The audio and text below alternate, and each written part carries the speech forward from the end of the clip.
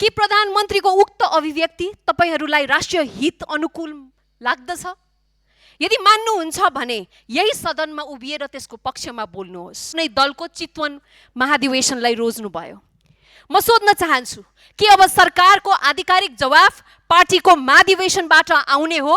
सदस्य खुशबु ओलीलाई समय दिन्छु, छोटकरीमा आफ्नो भनाइ। सम्माननीय सभामुख महोदय, आज हामी फेरि पनि प्रधानमन्त्रीज्यूले नेपालले भारतको सीमा मिचेको गैर जिम्मेवार अभिव्यक्तिकै विषयमा बोल्न बाध्य भएका छौँ। यो हाम्रो रहर नभएर बाध्यता हो। संसदको नियमित कार्यसूची अवरोध नहोस्, जनताका मुद्दा ओझेलमा नपरुन् भन्ने जिम्मेवारी बोधका साथ हामीले संयमता अपनायौँ, तर सरकारले त्यसलाई कमजोरी ठानेको जस्तो स्पष्ट देखिएको छ। प्रधानमन्त्रीको एउटा अभिव्यक्ति व्यक्तिगत विचार मात्र हुँदैन, त्यो राज्यको आधिकारिक धारणा बन्छ। विशेषतः नेपालको सीमा र भूमिसँग सम्बन्धित विषयमा प्रयोग हुने प्रत्येक शब्दले राष्ट्रिय स्वाभिमान र अन्तर्राष्ट्रिय सन्देश दुवै निर्धारण गर्छ। सीमा कुनै नक्साको रेखा मात्र होइन, यो इतिहास, बलिदान, सार्वभौमिकता र भावी पुस्ताप्रतिको हाम्रो दायित्व हो। त्यसैले यस विषयमा भएका विवादास्पद अभिव्यक्ति जवाफ संसदमै आउनुपर्छ। दुर्भाग्यवश प्रधानमन्त्रीज्यूले संसदलाई होइन, के सार्वभौम संसद पार्टीको मञ्च भन्दा सानो संस्था भएको हो? संविधानले प्रधानमन्त्रीलाई कार्यपालिका प्रमुख बनाएको छ र कार्यपालिका संसदप्रति उत्तरदायी रहनुपर्छ।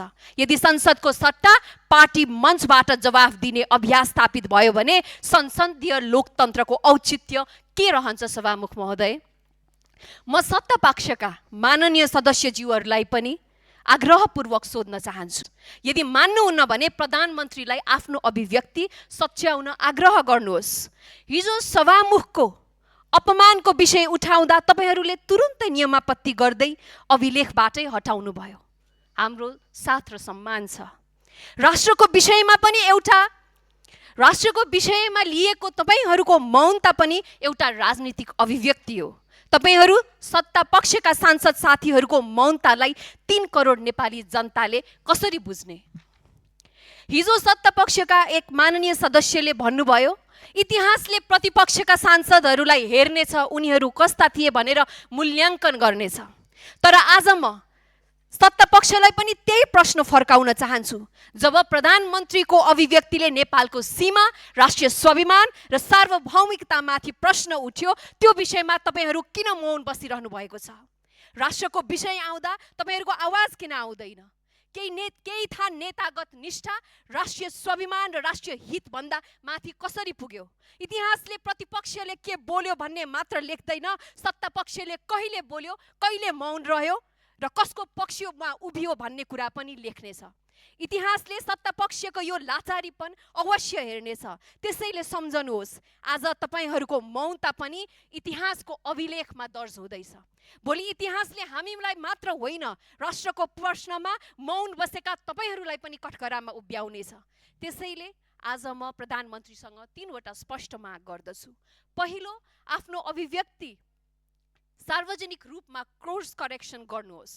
दोस्रो, राष्ट्रिय हित विरुद्ध प्रश्न उठाउने ती अभिव्यक्तिहरू संसदको अभिलेखबाट हटाउन आफै पहल गर्नुहोस्।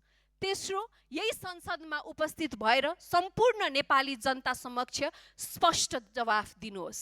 कहिलेकाहीँ आफूबाट भएका त्रुटि सच्याउनु नेतृत्वको कमजोरी होइन, उत्तरदायित्वको सर्वोच्च उदाहरणको रूपमा स्थापित हुन्छ। अन्त्यमा म यति मात्र भन्न चाहन्छु, हामी सीमा बिर्सने पुस्ता होइनौँ, सीमा जोगाउने पुस्ताको प्रतिनिधि हौँ। हामी संसदको गरिमा, संविधानको मर्म र नेपालको राष्ट्रिय स्वाभिमान भन्दा माथि कुनै दल, कुनै सरकार, कुनै पद वा कुनै व्यक्तिलाई कहिले पनि राख्न सक्दैनौँ। धन्यवाद।